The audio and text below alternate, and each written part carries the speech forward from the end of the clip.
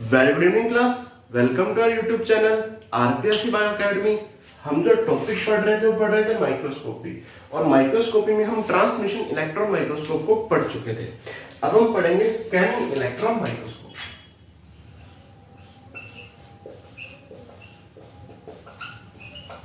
Scanning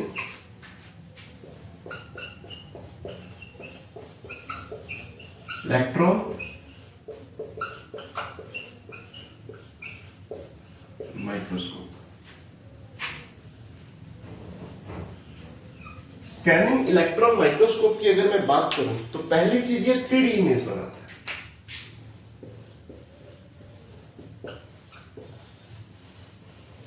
कैसी image बनाता है? 3D इमेज बनाता है। अगर मैं आगे बात करूं, देखिए इसका जो रिजोल्यूशन पावर है वो है 2 से 5 नैनोमीटर के आसपास। ठीक है, यहां पर जो इमेज का फॉर्मेशन होता है,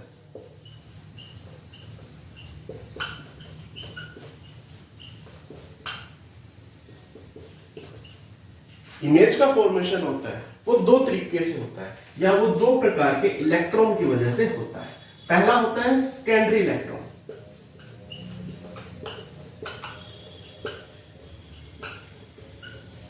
सेकेंडरी इलेक्ट्रॉन की वजह से। दूसरा होता है बैक स्कैटर्ड इलेक्ट्रॉन की वजह से।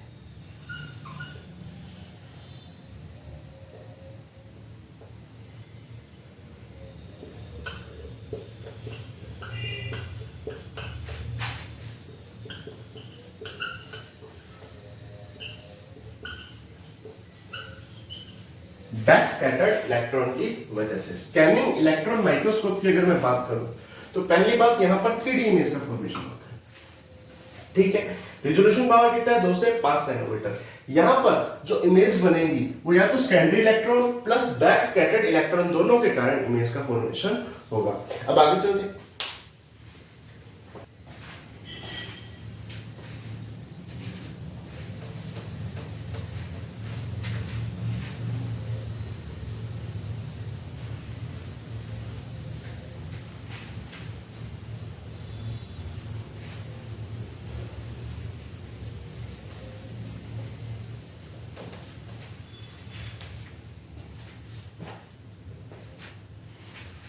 देखिए अगर मैं आगे बात करूं, जब हम टीईएम को पढ़ रहे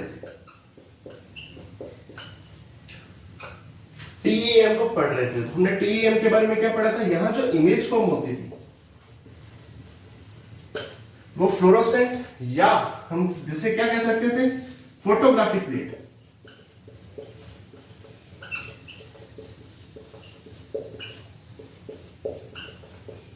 फोटोग्राफिक प्लेट के ऊपर होती थी। लेकिन यहां पर जो इमेज फॉर्म होगी एसईएम में, स्कैनिंग इलेक्ट्रॉन माइक्रोस्कोप में जो इमेज फॉर्म होगी वो कंप्यूटर स्क्रीन पे दिखेगी।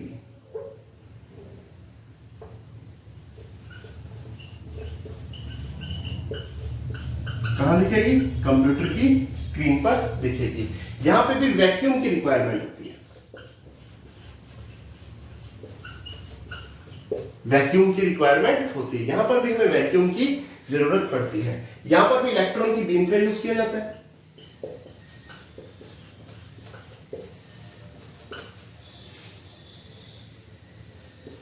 जो कि कैथोड से निकलती है और एनोड उसे स्पीड प्रदान करता है। अगर मैं आगे बात करूं, देखिए यहां पे भी वैक्यूम की रिक्वायरमेंट होती है, और यहां पर एसईएम में हम रास्टर स्कैन जनरेटर का यूज करते हैं। रास्टर स्कैन जनरेटर क्या करता है? जो हमारा ऑब्जेक्ट है उसे स्कैन करता है। Raster scan generator. अब स्कैन तो सिंपल भी हो सकता है, लेकिन रास्टर स्कैन जनरेटर में क्या फर्क है? रास्टर स्कैन जनरेटर का ये काम है कि ये पूरी ऑब्जेक्ट को क्या करेगा? स्कैन करेगा। ऑब्जेक्ट के एंटायर पार्ट को स्कैन करेगा। कोई ऐसा पार्ट नहीं हो पाएगा जिसको ये स्कैन नहीं कर सकेगा। पूरे पार्ट को ये क्या करेगा? स्कैन करेगा, जिस कारण से हमें 3D इमेज बनेगी। एंटायर इमेज को, एंटायर ऑब्जेक्ट को स्कैन करेगा, जिस कारण से हमें 3D इमेज मिली। ठीक है, टीईएम में इमेज जो थी वो फोटोग्राफिक पेड पे मिलती थी, लेकिन एसईएम में जो इमेज है वो कंप्यूटर की स्क्रीन पर देख सकते हैं। टीईएम में हमने थिन सेक्शन काटा था, क्या काटा था? थिन सेक्शन, जबकि एसईएम में थिन सेक्शन की रिक्वायरमेंट नहीं होती। एसईएम में थिन सेक्शन की रिक्वायरमेंट नहीं।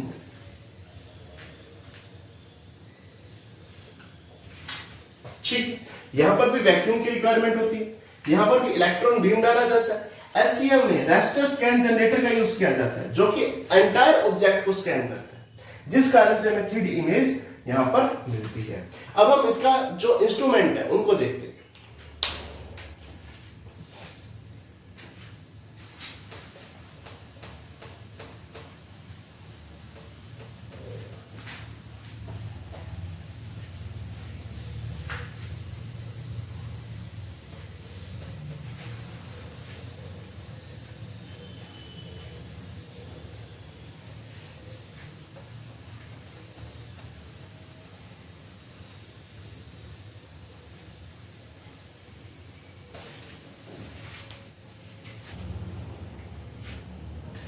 देखिए, अगर मैं यहां पर आगे बात करूं तो यहां पर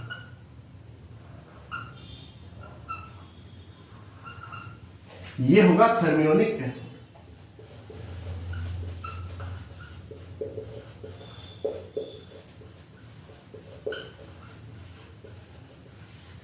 थर्मियोनिक कैथोड, थर्मियोनिक कैथोड के जस्ट आगे होगा anode.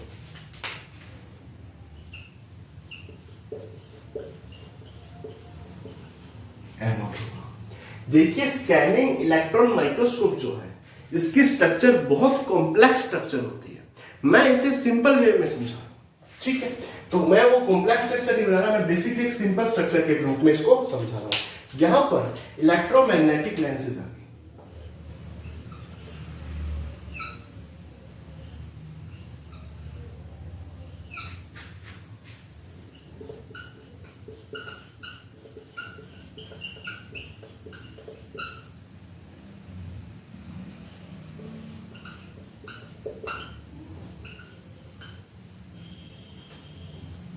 Electromagnetic lenses,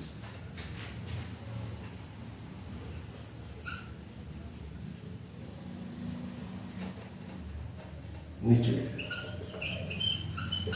electromagnetic lenses. इसके बाद आएगी scanning coil.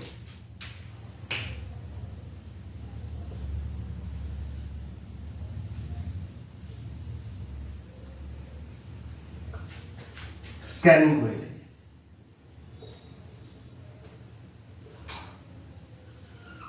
Scanning coil. Scanning coil इस तरह से आगे जुड़ी गई है,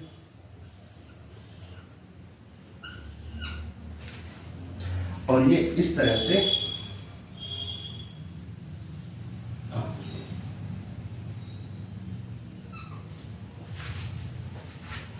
ठीक, यहां पर इस तरह से ये पार्ट है।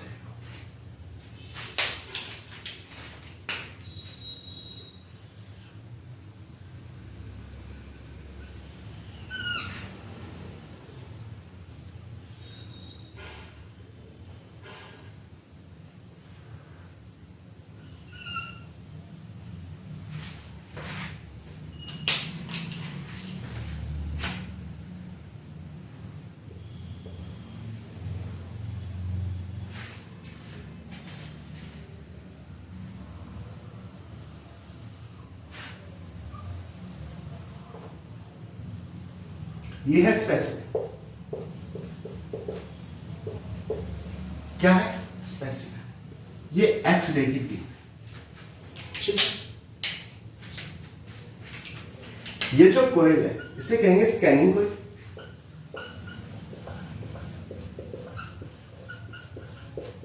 कौन सी कॉइल कहेंगे? ये दोनों कौन सी कॉइल होगी? स्कैनिंग कॉइल होगी। ये आ गया raster scan, raster scan generator, raster scan generator, जो क्या काम करेगा, स्कैनिंग को करेगा। ठीक है, ये स्कैनिंग कॉइल के साथ जुड़ा होगा रास्टर स्कैन जनरेटर। ये बेसिकली क्या काम करेगा कि स्पेसिमेन का प्रत्येक एंटायर स्पेसिमेन क्या हो सके, स्कैन हो सके, एंटायर स्पेसिमेन, यानी स्पेसिमेन का प्रत्येक हिस्सा क्या हो सके, स्कैन हो सके। और ये रास्टर स्कैन जनरेटर आगे कंप्यूटर से जुड़ा होगा। किससे जुड़ा होगा, कंप्यूटर से। कंप्यूटर से डिटेक्टर जुड़ा होगा, एसई डिटेक्टर।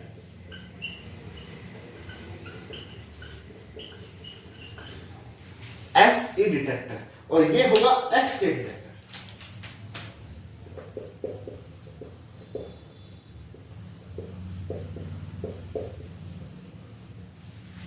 ठीक, ये होगा बैक स्कैटर्ड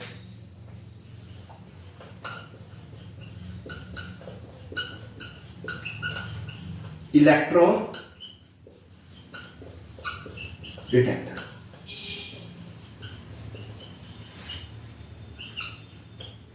देखिए, सबसे पहले थर्मियोनिक कैथोड से एक्स रेज बाहर निकलती है, एनोड से टकराती है, एनोड उसकी स्पीड को फास्ट करता है। यहां पर बहुत सारे लेंसेज है, इसीलिए मैंने एक ही नाम लिख दिया, इलेक्ट्रोमैग्नेटिक लेंसेज पाए जाएंगे।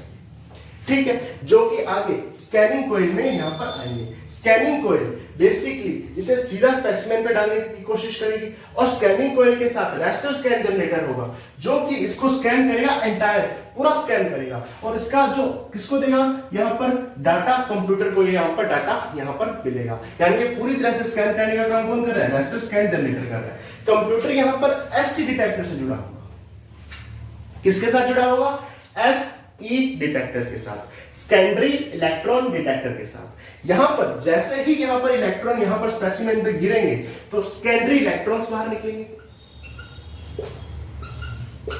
तो सेकेंडरी इलेक्ट्रॉन को डिटेक्ट कौन करेगा, सेकेंडरी इलेक्ट्रॉन डिटेक्टर। ठीक है, यहां से एक्स-रेज बाहर निकलेंगे। अच्छा, एक्स-रे को डिटेक्ट कौन करेगा, एक्स-रे डिटेक्टर। एक्स-रे को कौन डिटेक्ट करेगा, एक्स-रे डिटेक्टर। कुछ ऐसे इलेक्ट्रॉन्स होंगे जो स्पेसिमेन से टकराकर बैक स्कैटर्ड हो जाएंगे, बिल्कुल वापस उसी दिशा में चले जाएंगे, बैक स्कैटर्ड हो जाएंगे, बैक स्कैटर्ड इलेक्ट्रॉन हो जाएंगे। इन बैक स्कैटर्ड इलेक्ट्रॉन को डिटेक्ट कौन करेगा, बैक स्कैटर्ड इलेक्ट्रॉन डिटेक्टर। ठीक है, तो यहां पर कितने डिटेक्टर पाए जा रहे हैं, 3, secondary electron detector, X-ray detector और बैक स्कैटर्ड इलेक्ट्रॉन डिटेक्टर। ठीक है, जो इलेक्ट्रॉन बिल्कुल बैक हो गए तो वो बैक स्कैटर्ड इलेक्ट्रॉन डिटेक्टर द्वारा डिटेक्ट किए जाएंगे। जो इलेक्ट्रॉन सेकेंडरी, क्योंकि जैसे ही यहां पर इलेक्ट्रॉन गिरेंगे तो यहां से सेकेंडरी इलेक्ट्रॉन बाहर निकलेंगे, तो सेकेंडरी इलेक्ट्रॉन डिटेक्टर उसे डिटेक्ट करेगा। यहां से एक्स-रे, यहां से क्या निकलेगी, बाहर निकलेगी, तो एक्स-रे डिटेक्टर से डिटेक्ट करेगा। अब हम देखते हैं कि सेकेंडरी इलेक्ट्रॉन कैसे बाहर निकलते हैं, एक्स-रे कैसे बाहर निकलती, ठीक है, और बैक स्कैटर्ड इलेक्ट्रॉन यहां से कैसे बाहर निकलती है, और इससे इमेज का फॉर्मेशन कैसे होता है। ठीक है,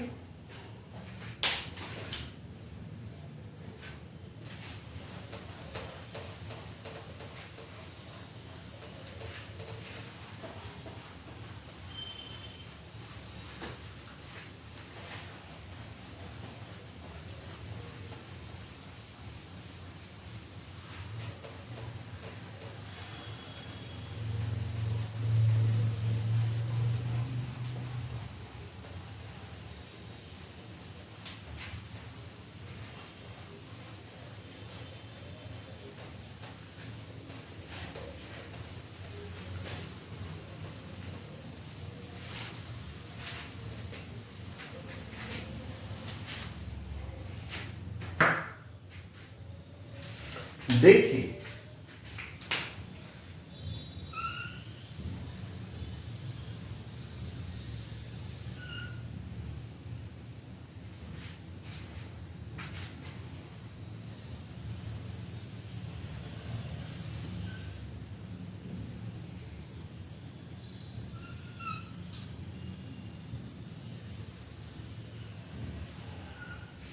मान लीजिए कोई एटम है, एटम के बिल्कुल बीचों बीच न्यूक्लियस, यहां पर इलेक्ट्रॉन्स है,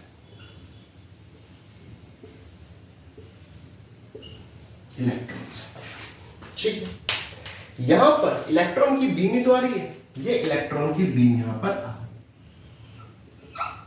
कुछ इलेक्ट्रॉन तो बिल्कुल यहां से टकराकर बैक स्कैटर्ड हो जाएंगे, वापस चले जाएंगे, बैक स्कैटर्ड हो जाएंगे, ठीक है।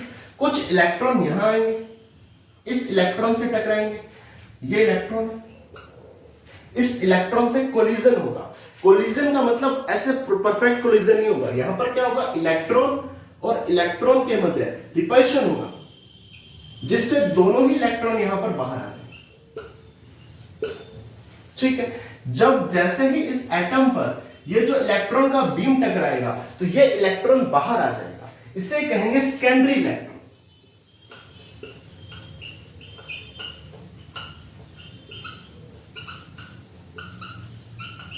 क्या कहेंगे, सेकेंडरी इलेक्ट्रॉन कहेंगे। ये इलेक्ट्रॉन यहां से बाहर आ गया और यहां पर जगह क्या होगी, खाली हो गई। तो ये इलेक्ट्रॉन जंप करके अंदर वाले शेल में आ जाएगा। जब ये इलेक्ट्रॉन सेकंड शेल से फर्स्ट शेल में आया,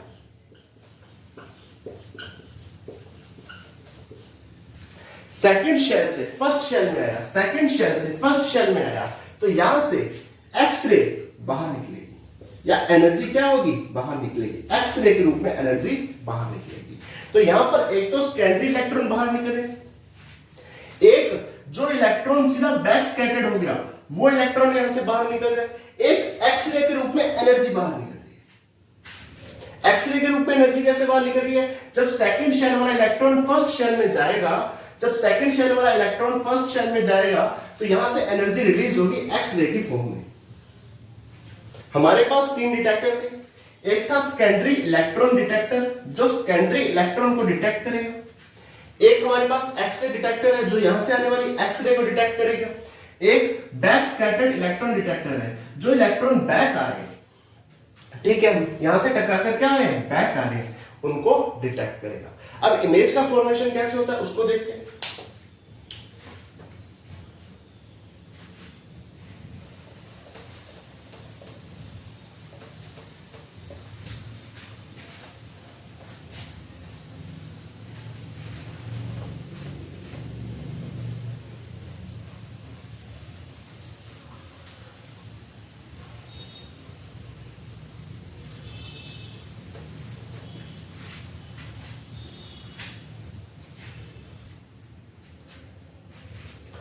देखिए यहां पर जो इमेज है वो कंप्यूटर की स्क्रीन के ऊपर बनती है, ठीक है। यहां पर फ्लोरोसेंट या फोटोग्राफिक प्लेट यहां पर नहीं पाई जाती। यहां पर बेसिकली जो स्पेसिमेन है, क्या है, स्पेसिमेन है,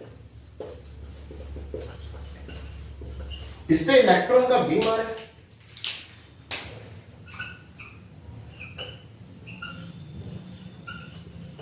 इलेक्ट्रॉन का क्या आ रहा है, बीम आ रहा है। ये इलेक्ट्रॉन ट्रांसमिटेड नहीं हो पा रहा, ऐसा नहीं कि यहां से इलेक्ट्रॉन ट्रांसमिटेड हो पाएंगे, ठीक है। वो ट्रांसमिशन इलेक्ट्रॉन माइक्रोस्कोप में होता था, स्कैनिंग इलेक्ट्रॉन माइक्रोस्कोप में इलेक्ट्रॉन ट्रांसमिटेड नहीं हो पा रहे, या तो बैक स्कैटर्ड हो जाएंगे या यहां पर सेकेंडरी इलेक्ट्रॉन निकलेंगे,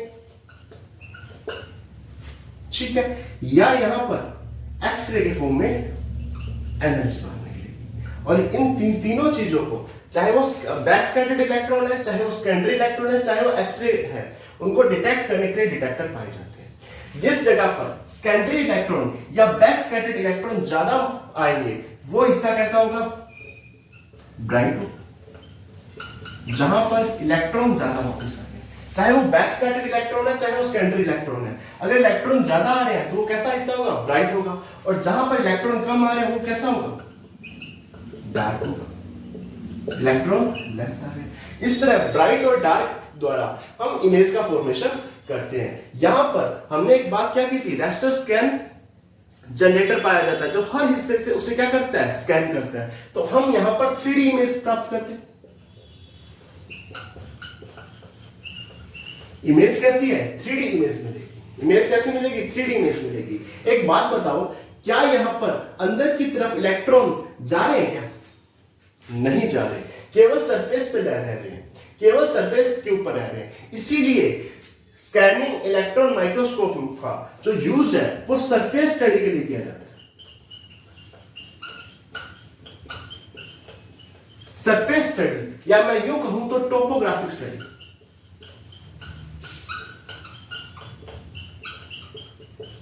टोपोग्राफिक स्टडी ये इंपॉर्टेंट है। टोपोग्राफिक स्टडी या सरफेस स्टडी क्या है, इंपॉर्टेंट है।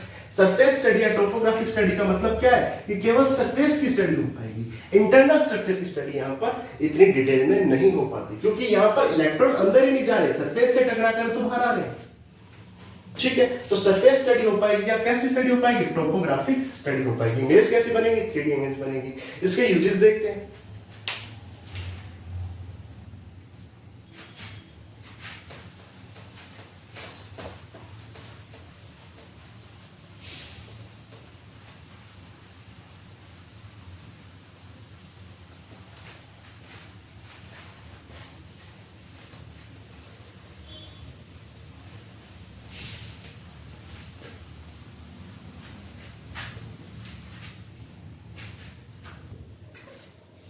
देखिए, अगर मैं इसके यूजेस की बात करूं तो बैक्टीरिया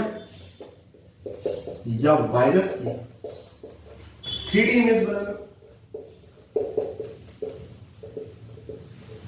बैक्टीरिया या वायरस की 3D इमेज बनाना, या इसके अलावा मैं बात करूं कोई एनाटॉमिकल स्ट्रक्चर है,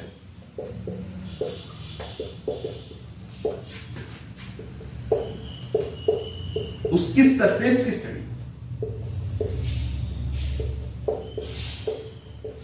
उसकी सरफेस की स्टडी करना। या मैं आगे बात करूं, यहां पर बेसिकली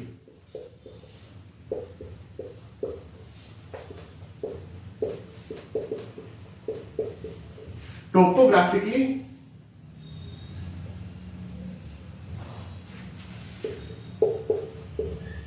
स्टडी करना, यानी बाह्य संरचना।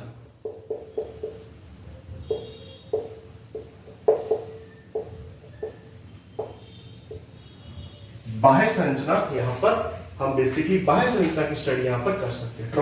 ट्रोपोग्राफिकल स्टडी या बाह्य संरचना का अध्ययन यहां पर हम कर सकते हैं, वो भी 3D इमेज हमें यहां पर देखने को मिलती है। बैक्टीरिया या वायरस की 3D इमेज, एनाटॉमिकल कोई स्ट्रक्चर है उसकी सरफेस की स्टडी करनी है, उसकी स्टडी कर सकते हैं। टोपोग्राफिकल स्टडी यानी किसी की बाह्य संरचना का अध्ययन करना हो तो ये जो माइक्रोस्कोप है इसका यूज किया जाता है। ठीक है, अब हम यहां से प्रीवियस ईयर क्वेश्चंस को देखते हैं।